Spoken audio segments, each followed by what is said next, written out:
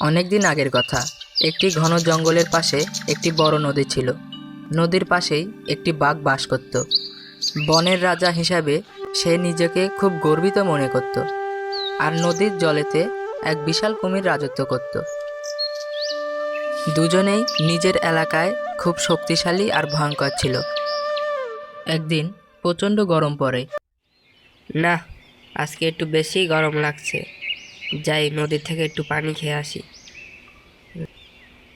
বাঘ নদীর দিকে যেতে থাকে, আর এদিকে কুমির নদীর ধারে বসে রোদ পোহাচ্ছে। বাঘ নদীতে এসে নামতেই কুমির বলে ওঠে, এই নদী আমার, তুমি এখানে কি করছো?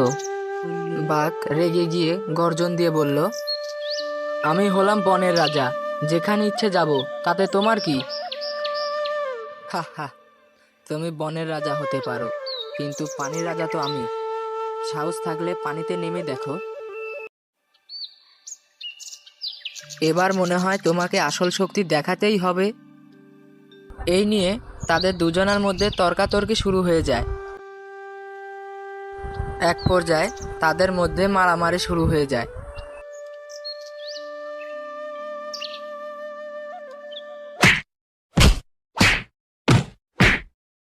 অনেকক্ষণ যুদ্ধ করার পর বুঝলো বনের রাজা বাঘ আর পানির রাজা কুমির কেউ কারো রাজত্বে শক্তিশালী নয়।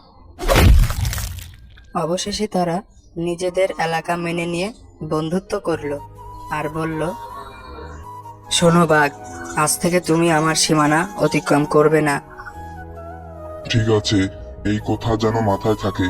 আজ থেকে তুমিও আমার সীমানা অতিক্রম করবে না।